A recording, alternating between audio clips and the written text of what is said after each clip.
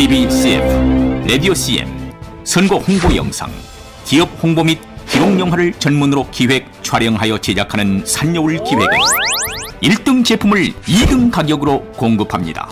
산여울 기획은 1980년부터 쭉 호남 영상예술과 같이 하고 있습니다. 산여울 기획. 이번 시간은 목사 최흥종에 대해서 아주 간략하게 이야기를 시작하겠습니다. 우리 한국 교회에는 특이한 인물들이 많죠. 그래서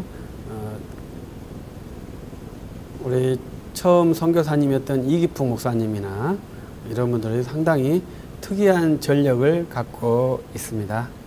근데 광주에도 이제 그러한 특이한 전력을 갖고 있는 목사님이 계셨는데 그 목사님의 성함이 최흥종이라고 하는 목사님입니다. 그래서 이제 이기풍 목사님도 이제 유명하시죠. 그런데 이기풍 목사님을 여러분들이 어떻게 생각하실지 모르지만은 그분은 제주도, 전라남도 지역에서 꾸준히 사역하셨고 묘소가 이 광주에 있는 광주 제1교회 공동묘지에 있는 그러한 전라도 분이라고 봐야죠.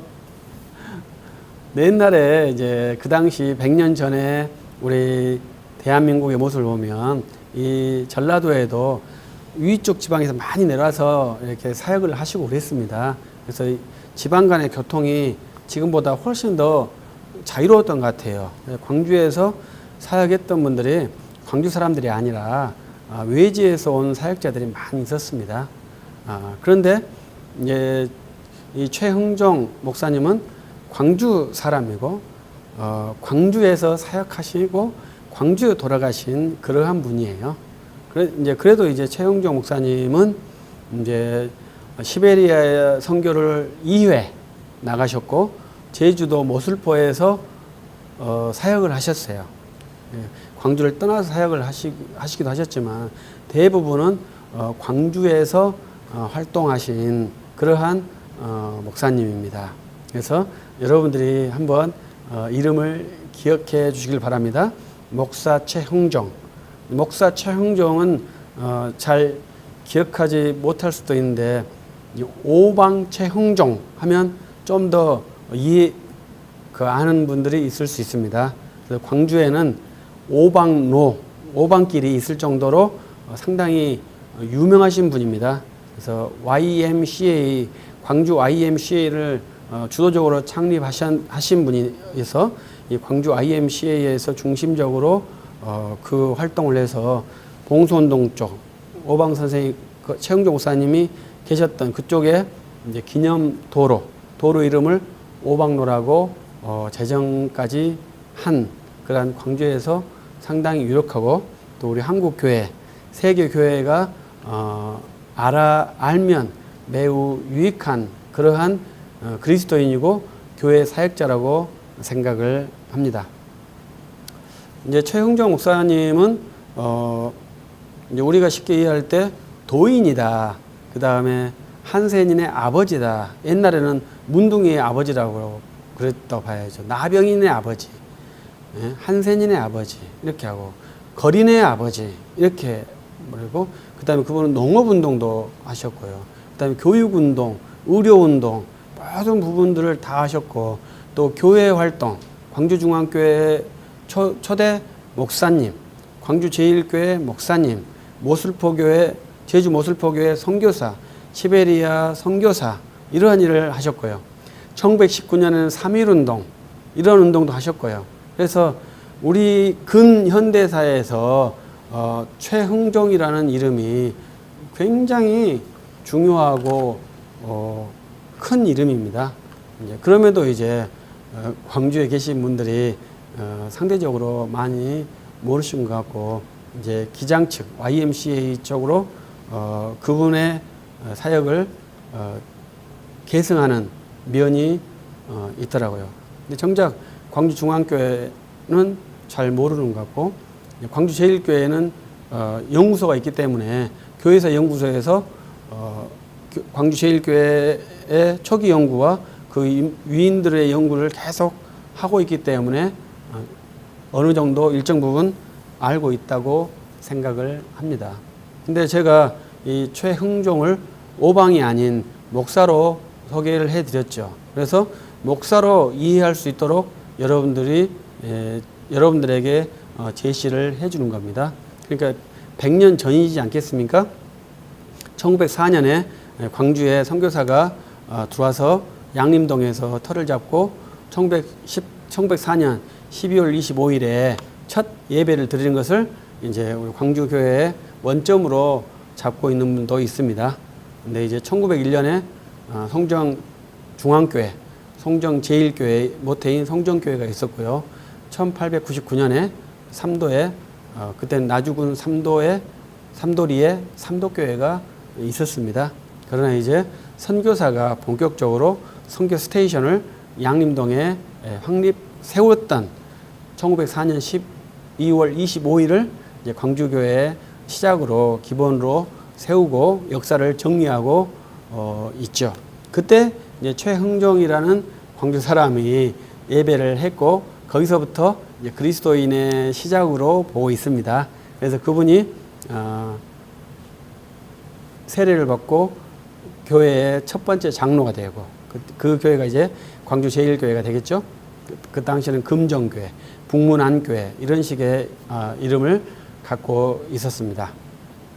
거기서 첫 장로가 되었고 그다음에 목사 후보생이 되었고 목사가 되었습니다. 근데 목사가 될 때가 1920년대거든요.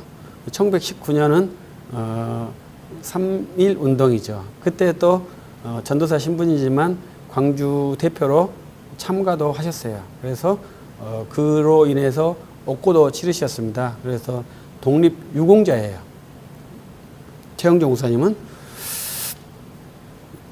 그래서 이 최흥종 목사님 그러한 다양한 활동을 했는데 이제 제가 목사로 표현한 것은 우리가 100년의 갭을 두는데 우리가 100년이 되면 한국교회가 굉장히 발전을 했습니다. 그래서 한국교회 신학자들이 얼마나 많은지 몰라요. 그래서 신학자들이 많이 쓴 책들이 많고 번역물도 제가 원하는 만큼 아닙니다만 상당히 많이 있습니다. 그런데 그 당시에 초기 1904년에는 어떠한 신학책이 있었겠습니까? 그때 당시에는 신학책이 없었거든요. 그리고 단순한 예수 구원, 예수 제사함 구원, 그리고 영생 이 복음이 있었고 성경이 있었어요. 그래서 그분들은 경건 생활은 기도하고 성경이 있고 기도하고 성경이 있고 이러한 겁니다. 그런데 이 최흥종 목사님의 행적이 뭐냐면 기도하고 성경 읽고 복음 전하고 교회 세우고 이것이 기본적인 모토지 않습니까? 그런데 그분은 1919년에 3.1운동에 참여했고 그 다음에 나병 환자, 한센병 환자들을 치료하기 위해서 어마어마한 그 일을 하셨거든요. 소록도 개척도 하시고 예양원 개척도 하시고 기독병원 정신인 것도 구축하시고 그래서 이 전라도 지방에 예양원과 소록도가 만들어지도록 그 주도적으로 선교사님과 함께 일했던 분이에요. 그러니까 어마어마한 겁니다. 왜냐하면 그 당시 일제 강점기지 않습니까? 그래서 그 최흥종 목사님은 일제 강점기 총독부가 말을 안 들어주니까 이 한센인 병자들을 이끌고 광주에서 서울로 행진을 해버렸어요. 그러니까 총독부가 손 들고 그 최흥종 목사님의 요구사항을 수용해 줬습니다. 그래서 예양원과 소록도의 그 자치 휴양기관을 얻을 수 있도록 한 것이죠. 그래서 최흥종 목사님의 그 기사는 너무나 많습니다. 그런데 그래서 이제 너무나 많기 때문에 목사라는 이미지보다 그러한 한센님께 헌신했던 것, 독립운동했던 것, 그리고 나중에 무등산에서 칩거하면서 기이하게 행동했던 것, 이러한 것들이 부각이 되는 것 같아요. 그러나 우리 그리스도인은 어떻게 살아야 할 것인가 이렇게 보았을 때 저는 칼빈처럼 살아야 한다 이렇게 생각을 하거든요. 이 칼빈은 목사이면서 제네바 시에 굉장히 관심을 갖고 교회의 질서와 시 질서를 균등하게 보아서 제네바를 아주 그리스도의 나라가 되도록 이렇게 유지를 시켰거든요. 그래서 칼빈이 상당히 멋있는 사역자라고 생각을 합니다. 근데 이 칼빈의 기독교는 어떤 기독교겠어요?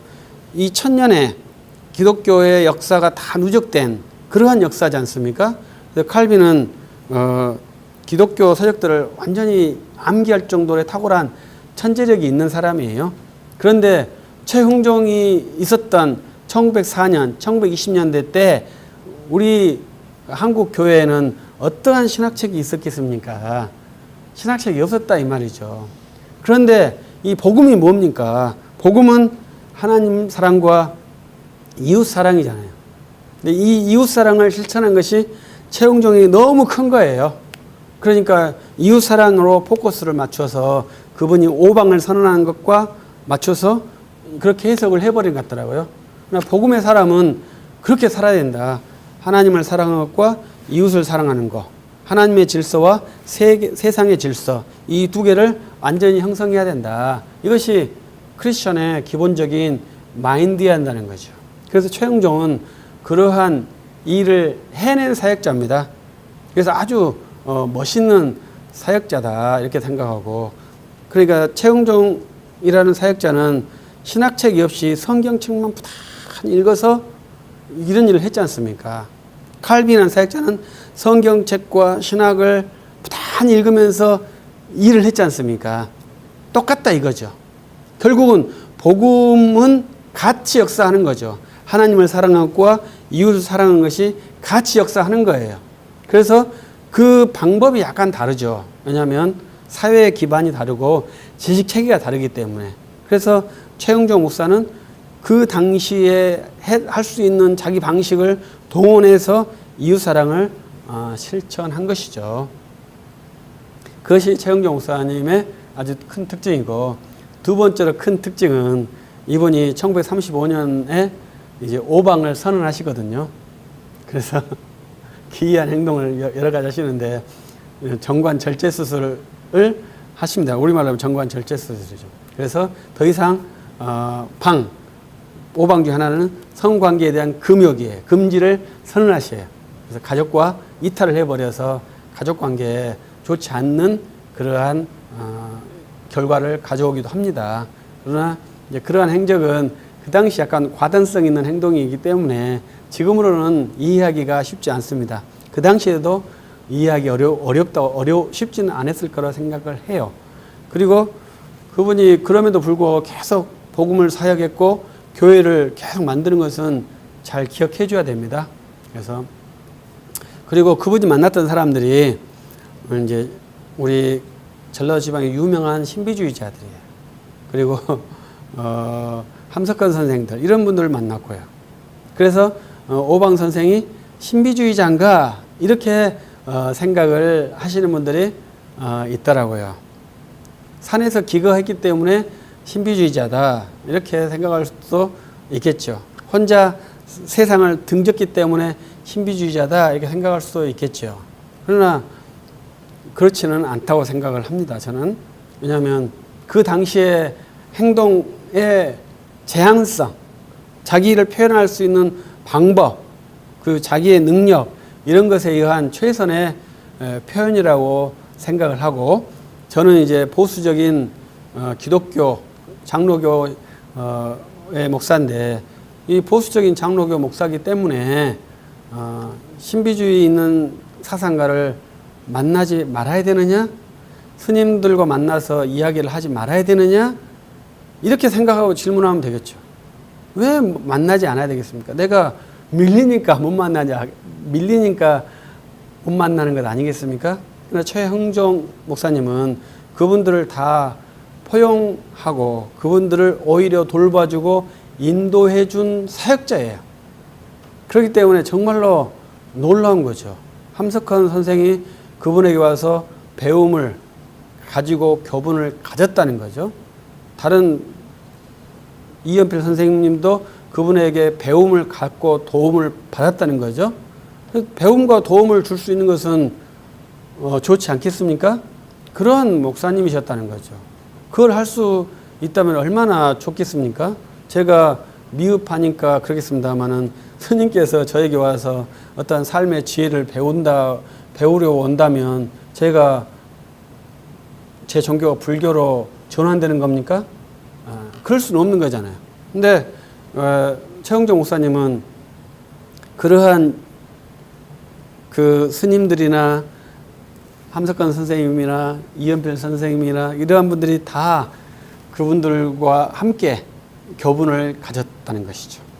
그러니까 그러한 목사가 또 배출될 수 있기를 기대하는 마음으로 소개를 하고 우리 목사들이 정말로 도전을 받아야 되겠다 하는 마음으로 소개를 하고 있는 겁니다. 이제 마지막으로 이제 목사 최영종 오방 선생님은 이제 우리 김구 선생님과도 관계가 있거든요. 그래서 백범 김구 선생님이 오방 선생님을 만나러 광주에 오셔서 일주일 동안 거주하시면서 이제 독립 후 1945년 후 이제 해방 대한민국에 같이 의기를 투합하자 이렇게 제언을 했습니다.